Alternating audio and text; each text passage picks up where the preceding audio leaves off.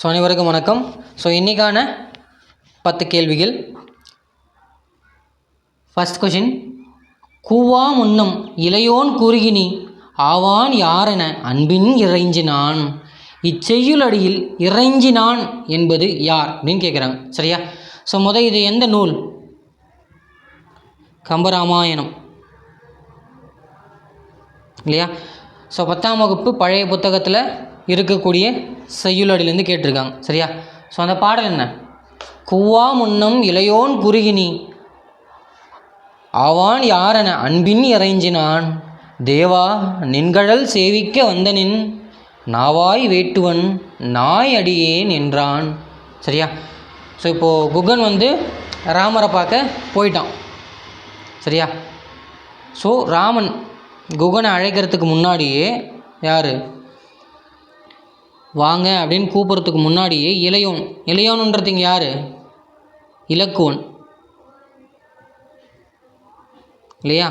So குறுகி அப்படின்னா என்ன? நெருங்கி. ஸோ நீங்கள் யார் என்று அன்பின் இறைஞ்சினான். சரியா? ஸோ இப்போ இறைஞ்சினான்றது யார்? ஸோ இலக்குவன் தான் குறுக்க போய் நின்று கேட்குறாப்புல. ஸோ அப்போது யார் கேட்குறா? இலக்குவன் கேட்குறாங்க. சரியா? ஸோ யார்? இலக்குவன். சரியா? ஸோ அதுக்கு தான் குகன் பதில் சொல்கிறாரு, தேவா நின்கழல் சேவிக்க வந்ததென் நாவாய் வேட்டுவன் நாய் அடியேன். சரியா? So first one option C. Second question பாருங்கள், சொல்லும் பொருளும். சரியா? ஸோ அம்பினா என்ன? படகு. 1000 அம்பிக்கு நாயகன் அப்படின்ற பாடல் இருக்கு இல்லையா? ஸோ அதுலேருந்து கேட்டிருக்காங்க. ஸோ 1000 அம்பிக்கு நாயகன் யார்? குகன் இல்லையா? ஸோ அல் என்றால் இரவு. சரியா? ஸோ இப்போ எல்லாருக்கும் ஞாபகம் இருக்கும் இல்லையா? ஸோ விக்ரம் அவர்கள் பேசின டைலாக் இல்லையா? அல்லும் பகலுமாய் அப்படின்ற அந்த டைலாக்ல ஸோ இது எல்லாருக்கும் ஞாபகம் இருக்கும். அல்லுனா பகல், அல்லுனா இருள். சரியா? ஸோ துடினா பறை, தலைமுடினா குஞ்சி. சரியா? ஸோ அடுத்த கேள்வி போகலாமா? ஸோ 3வது கேள்வி, நூலும் நூலாசிரியரும் கொடுத்துருக்காங்க, பார்க்கலாம். விந்தன் பாலும் பறவையும். சுசமுத்திரம். சரியா? சுசமுத்திரம் யாருடையது?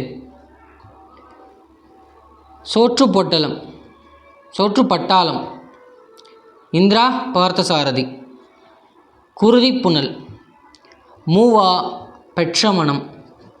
சரியா? ஸோ விந்தன் பாலும் பறவையும்ன்ற நூல் விந்தனுடையது. சுசமுத்திரம் அவர்களுடைய நூல் சோற்றுப்பட்டாளம், இந்திரா பார்த்தசாரதி, குருதி புனல், வரதராஜனார் பெற்றமணம். சரியா? ஸோ இதில் பெற்றமணம் ரொம்ப முக்கியமானது, ஞாபகம் வச்சுக்கோங்க. ஸோ அடுத்த கேள்வியும் நூலும் நூல் ஆசிரியரும் தான் கொடுத்துருக்காங்க. சரியா? ஸோ வேதநாயகம் பிள்ளை. சரியா? ஸோ என்ன நூல்? நீதி நூல். சூரிய நாராயண சாஸ்திரி, மான விஜயம். சரியா? வேப்பா சுப்பிரமணிய முதலியார், அகலிகை வெண்பா.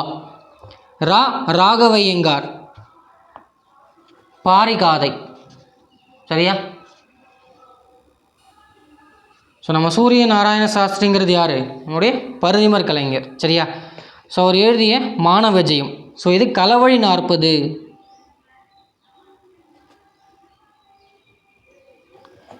என்னும் நூலை அடிப்படையாக வச்சு தான் இந்த நூலை இயற்றிருப்பார். ஸோ இது ரொம்ப ரொம்ப முக்கியமானது.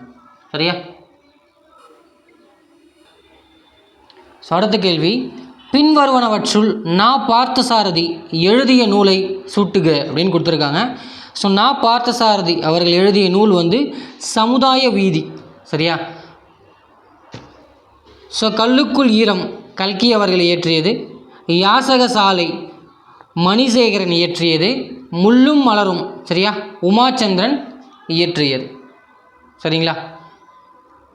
ஸோ நான் பார்த்த சாரதி சமுதாய வீதி. அடுத்த கேள்வி பாருங்கள்.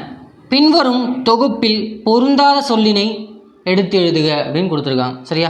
ஸோ இது எரு பொருந்தல. கருமை, செம்மை, பசுமை, வெம்மை. சரியா? ஸோ இதில் வெம்மை தான் பொருந்தாததாக இருக்கிறது. சரியா? வெம்மைனா என்ன? வெப்பம். மற்ற மூன்றுமே ஒரு நிறத்தை குறிக்குது இல்லையா? ஸோ இப்போங்க டி தான் பொருந்தாதது. ஸோ அடுத்து 7வது கேள்வி பாருங்கள். அகர வரிசைப்படி தேர்ந்தெடுத்து எழுதுக அப்படின்னு கொடுத்துருக்காங்க. சரியா? மா, மா, மீ, மூ இல்லையா? ஸோ இப்போது இங்கே பி சரியாக பொருந்திருக்கு. மண், மீன், முடி, மெல்ல, மயில்.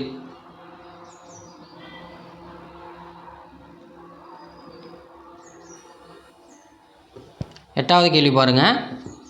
உதவு என்ற சொல்லின் சரியான பொருள் உணர்த்தும் சொற்றொடரை தேர்ந்தெடுத்து எழுதுக அப்படின்னு கொடுத்துருக்காங்க. சரியா? ஸோ உழைப்பின்றி உயர்வில்லை. சரியா? ஸோ இதில் உதவுன்றது இல்லை. அடுத்து உயர்ந்தோரை உலகு மதிக்கும். சரியா? ஸோ இதுலேயும் உதவுறது இல்லை. உயர்வே மதிப்பை தரும். இதுவும் உதவுறது இல்லை. உயர்ந்தோர் உதவும் உள்ளம் கொண்டவர். சரியா? வந்துருச்சா? ஸோ இதெல்லாம் ரொம்ப ரொம்ப ஈஸியாக இருக்குது இல்லையா? ஸோ இந்த மாதிரி தான் இருக்கும்னு நினைக்கிறேன். பார்ப்போம். அப்படி தான் இருக்கும். ஸோ அடுத்து 9வது கேள்வி. கற்பனை களஞ்சியம் என்று போற்றப்படுபவர் யார் அப்படின்னு கேட்டிருக்காங்க. சரியா? ஸோ கற்பனை களஞ்சியம் என்று போற்றப்படுபவர் சிவப்பிரகாச சுவாமிகள். சரியா? ஸோ இவங்களுடைய பக்தி இலக்கியத்தில் இவங்களுடைய பங்கு அதிகமாக இருந்திருக்கிறது.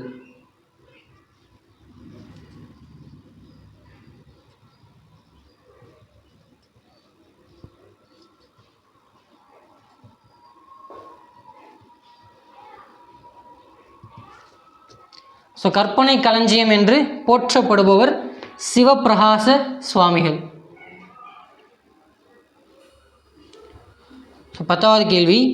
சேரன் பெருமாள் நாயனார் பாடாத நூல் எது அப்படின்னு கேட்டிருக்காங்க. சரியா? ஸோ சேரன் பெருமாள் நாயனார் பொன் வண்ணத்தாதி, திருவாரூர் மும்முனிக்கோவை. சரியா? ஸோ ஞான உலா, இது மூன்றும் பெருமாள் நாயனாருடைய புத்தகங்கள் தான். சரியா? ஸோ போற்றி கலிவெண்பா, இதுதான் சேரன் பெருமாள் நாயனார் பாடாத நூல்.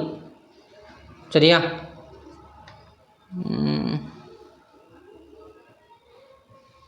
நக்கீர